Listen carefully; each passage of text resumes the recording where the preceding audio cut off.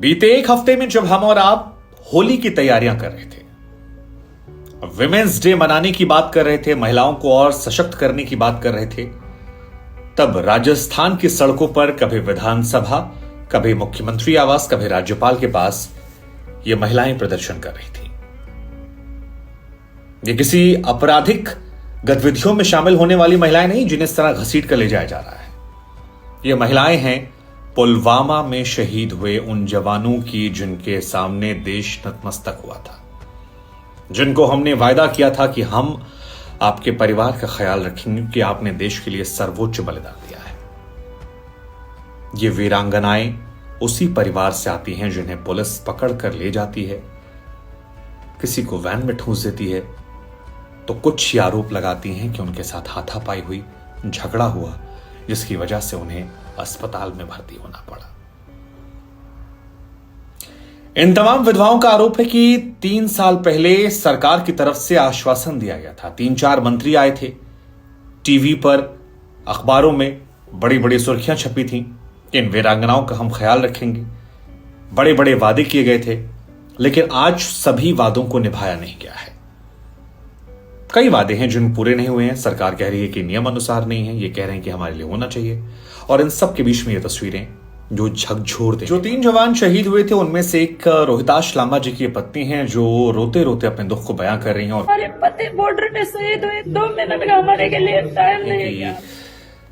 जब हमारे पति बॉर्डर पर शहीद हुए थे तब हमारे पास राज्य सरकार के मंत्री आए थे, वादे किए गए थे, लेकिन आज हम मुख्यमंत्री से मिलना चाहते हैं और उनके पास हमारे लिए 2 मिनट का वक्त नहीं है। अपने वीडियो में वो कहती हैं कि मुख्यमंत्री जी, हम आपके सामने आ जा रहे हैं, बेहतर होगा आप हमें गोली मार दीजिए, क्योंकि जिस तरह से हमारे साथ बर्ताव किया जा रहा है ये सम्मान की जगह हमारे साथ अपमान है। ये तमाम महिलाएं रो रो कर अपने दुख की व्याख्या कर रही हैं। इनका यह कहना है कि उस दौर में तमाम वादे किए गए और आज जब हम मदद की मांग कर रहे हैं, 4 दिन सेंशन पर बैठे हैं, राज्यपाल के पास ज्ञापन देकर आते हैं, विधानसभा के बाहर हम बैठते हैं, तो हमारा हाल जानने के लिए कोई हमारे पास नहीं पहुंचता, हमारे मिन्नतों को सुनने के लिए हमारे पास कोई नहीं पहुंचता। बीजेपी के सांसद डॉक्टर किरोड़ी लाल मीणा की अगुवाई में दोनों ने प्रदर्शन किया, इन तीनों लोगों ने, और लगातार वो मांग कर रहे हैं। इसके बाद कांग्रेस के नेता सचिन पायलट से मुलाकात हुई। सचिन पायलट लोगों से मिलने आए। सचिन पायलट अशोक गहलोत के बीच में विवाद आप सभी जानते, लेकिन पायलट ने कहा कि इनका सम्मान करना हमारा फर्ज है और अगर बाकी लोगों के लिए नियम, कायदे, कानून बदले जा सकते हैं तो इन वीरांगनाओं के लिए क्यों नहीं। इनका सम्मान करना हमारा फर्ज है और ये नहीं कर पा रहे हम तो फिर ये सोचने वाली बात है। साथ ही उन लोगों पर कार्रवाई की मांग की जिन्होंने इनके साथ दुर्व्यवहार किया। सचिन पायलट का हेमराज मीणा, जीतराम गुर्जर और रोहिताश लांबा, ये वो 3 जवान थे जो पुलवामा हमले में शहीद हुए थे और तब कई सारे मंत्री यहां पहुंचे थे। फिलहाल ये तमाम जो औरतें हैं ये कह रही हैं कि प्रियंका गांधी जी को हमसे मिलना चाहिए। उन्होंने नारा दिया था लड़की हूं, लड़ सकती हूं, और हम चाहते हैं कि हमारी सुनी जाए। राजस्थान सरकार कह रही है कि हमने मदद की कोशिश की है, हम उन्हें सब कुछ देना चाहते हैं जो वो डिजर्व करती हैं, लेकिन जो मांगे इनकी हैं वो नियम, कायदे, कानून के अनुसार नहीं है और उन कायदों के चलते इनकी मांगों को पूरा करने में हमें तकलीफ हो रही है। हालांकि इन्हीं की सरकार के एक मंत्री हैं प्रताप सिंह खाचरियावास, जो कह रहे हैं कि जो भी मांगे हैं उनको हम ध्यान दे रहे हैं, उन्हें पूरा किया जाएगा और इनका सम्मान जो है बरकरार रखा जाएगा। लेकिन 2-3 बुनियादी सवाल यहां बच रहे हैं कि इतना विवाद की जरूरत क्या थी? क्या हम शहीदों के परिवार वालों को लेकर थोड़ा एक्स्ट्रा सेंसिटिव नहीं हो सकते?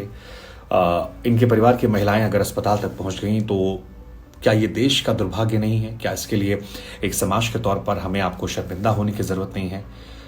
और जो सवाल सचिन पायलट ने उठाया कि अगर बहुत सारे लोगों के मामले में नियम, कायदे, कानून को बदल दिया जाता है या कई बार ताक पर रख दिया जाता है हर राज्य सरकार की तरफ से, तो फिर क्या यहां पर ये नहीं होना चाहिए था?